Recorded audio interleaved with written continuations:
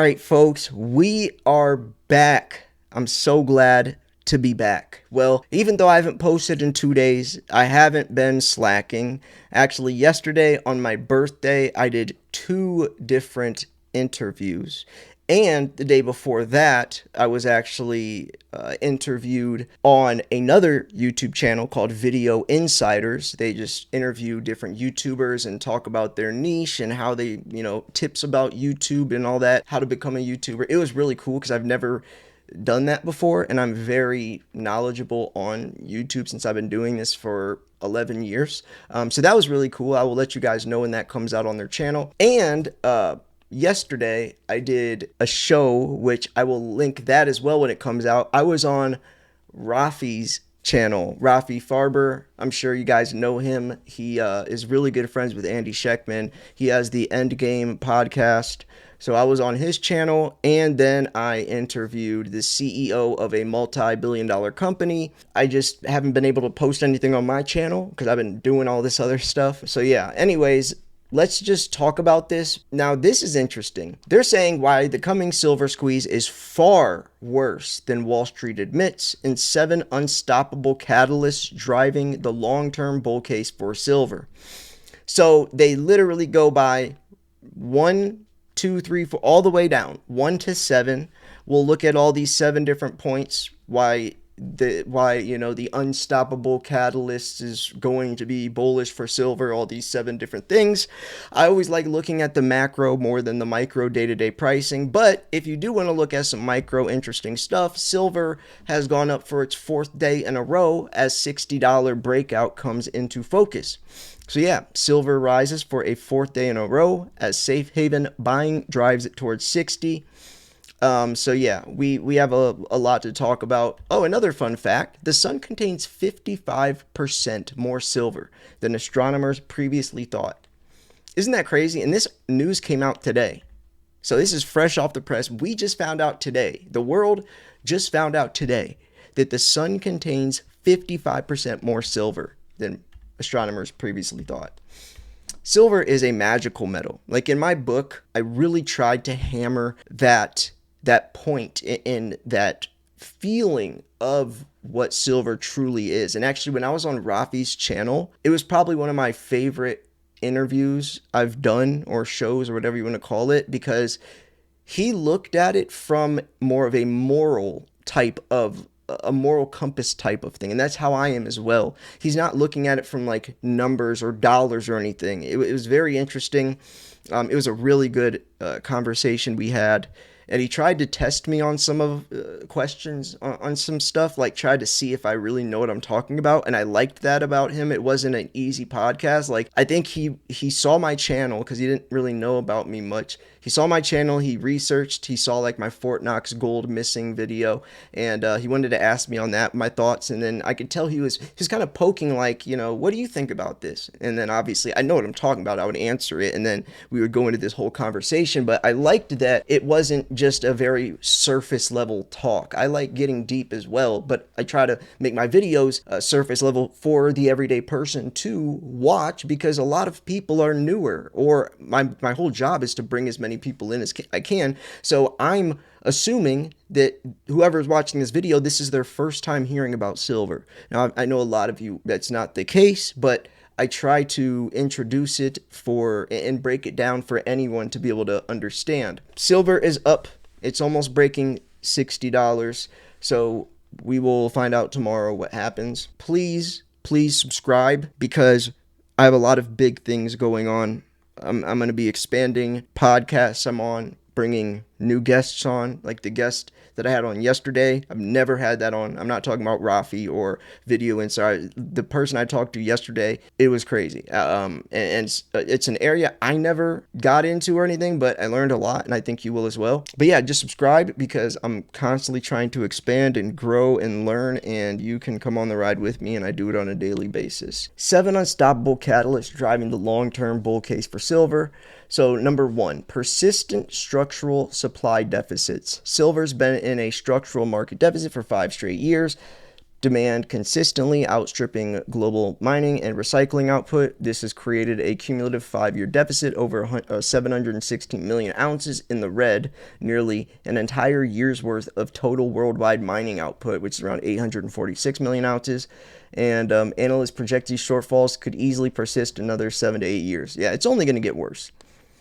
It's only going to get worse. And this is important. So John McIntosh argues that the real silver shortage and structural supply deficits are drastically larger than reported. And I agree. I could go into my thoughts on why I feel this way, but let's hear theirs first.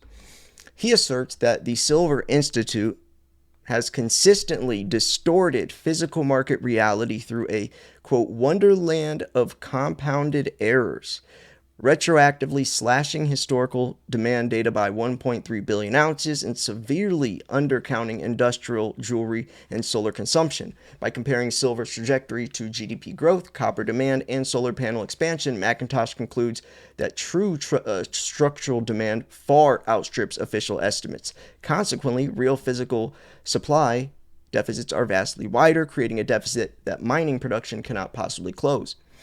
So yeah, I mean, even if the numbers were accurate, mining production would not be able to fix this. You know, we're talking about hundreds and hundreds of millions of ounces in the red the last 5 years. I think the last 6 or 7 years has been over 1 billion ounces in the red. But another reason why the numbers are vastly bigger, or the deficits are a lot bigger than shows on paper, is because the military literally does not report their numbers. And the military is a bigger sector than EV and aerospace. The aerospace and military doesn't report their numbers. The DoD stopped reporting their numbers in 1995. And the military, I think, at all was in 2001. Or the DoD was in 2001. One of those. But yeah, 2001 and 1995 were both sides of the military were the last times we got any types of numbers of silver they're using, and on top of aerospace. So if you talk about a deficit of 143 million ounces, or it's actually much, much, much bigger than that, because, you know, those numbers alone are probably, you know, a third of what the annual demand is. We'll never know, though. Explosive green and high-tech industrial demand. Silver is an essential industrial component with its highest electrical and thermal conductivity of any metal. Demand is anchored by secular growth trends including solar, photovoltaics, AI, and EVs. Strategic military and defense importance.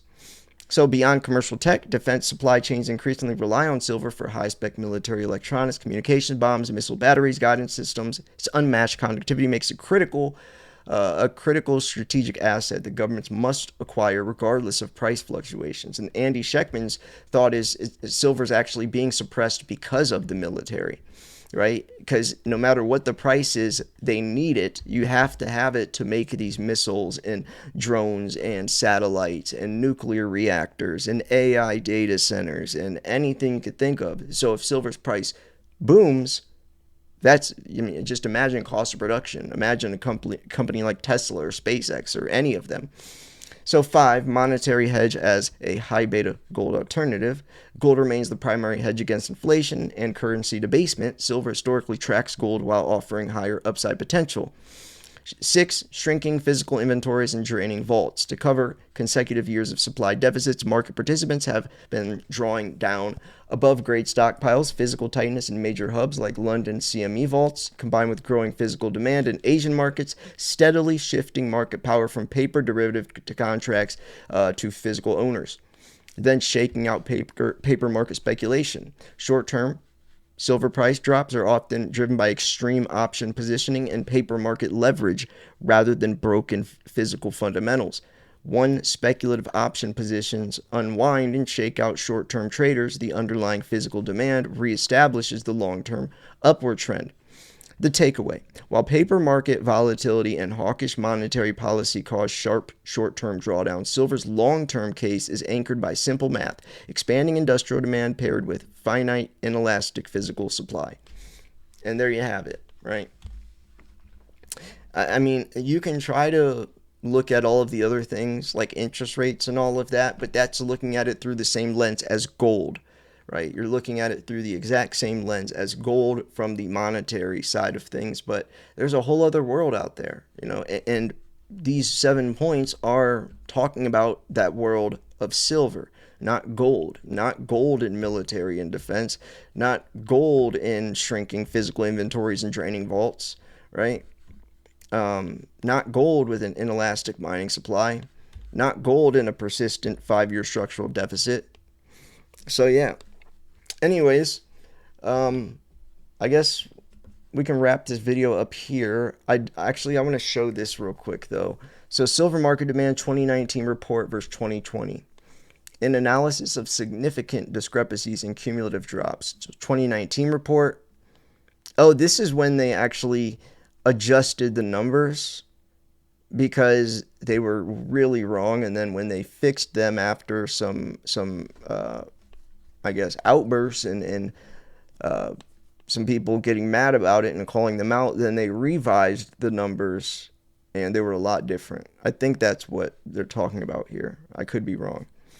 So industrial demand adjustments, millions of ounces. So 2019, 653 million ounces. 2020, 508. So 145 million ounce drop. Summary of cumulative reductions in demand. Industrial demand over the past 10 years, 1.1. Jewelry, 154. Silverware, 26. So 1.3. So total physical demand reduction is 1.3 billion ounces. The impact of 1.3 billion ounce reduction, average 130 million ounces per year, represents almost 2 full years of mine supply. So yeah, obviously it's much bigger than that. I mean, some people are guessing that we could get up to like 1.5, 1.6 billion ounces annually, and that is just because of the growing industrial era we're in.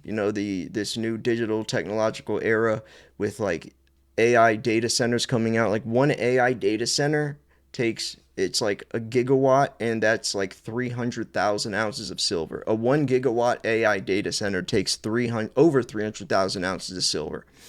So just think about that. And we're going to have these things flooded everywhere. And some of these centers are not just 1 gigawatt, they're 2, 3, 4 gigawatt. So, think how many millions of ounces of silver are just going into a couple of AI data centers, along with AI chips, along with the Samsung batteries that use more silver, along with military and warfare. And as we expand, and every house has a solar roof, which is mandated from the UK. I don't know if it's anywhere else yet, but you could just see how we're going to need more and more and more and more and more silver, but there's less and less and less and less of it. And I think that's pretty simple math. Low supply of something with a very high demand of something pushes the price up. And they're saying right now, with the COMEX shenanigans, which usually is keeping it down, the underlying physical demand reestablishes the long-term upward trend, right, for short-term stuff. So anyways, yeah, I'm gonna wrap this video up here. I got a lot of stuff to work on. Hopefully you guys enjoyed this. Remember, right now silver is up. It's about $59, so up for the fourth straight day in a row. So we will see if we break above $59 and head back up to 60 or mid 60s. I think this pretty much confirms that the bottom is 57, since it's been like 5 times now that it went from above 60 down to 57 or 56 or 55, and then it goes back up to around 60, drops back down to 58, 57, and then it goes back up. It's done like 5 times now, which means there's a lot of support at $57, 56, 57. There's a lot of support there. And every time it goes down to that and then it bounces back up, that's even more support. And it's just doing that time and time again. So I do think that that's the bottom. And I think once we break above 60 again, there's opportunity for it to go up. But some people, this article came out yesterday, the bullish case for silver. There's a lot of stuff out there. There's a lot of people that are very, very bullish still. Where's the one that I wanted to show you though? It's pretty crazy. I think I took the article away, but someone was talking about by the year 2028 they're seeing like $200 silver, something around there. But who knows? All I know is I'm going to keep buying because silver is worth a lot more than $59. I can tell you that much. Anyways, folks, thanks for tuning in. Make sure you guys subscribe, like the video, hype the video, leave a comment, and I will see you guys tomorrow. Anyways, peace. The silver market moves fast, but prices move even faster. Subscribe to Silver Slayer for daily updates.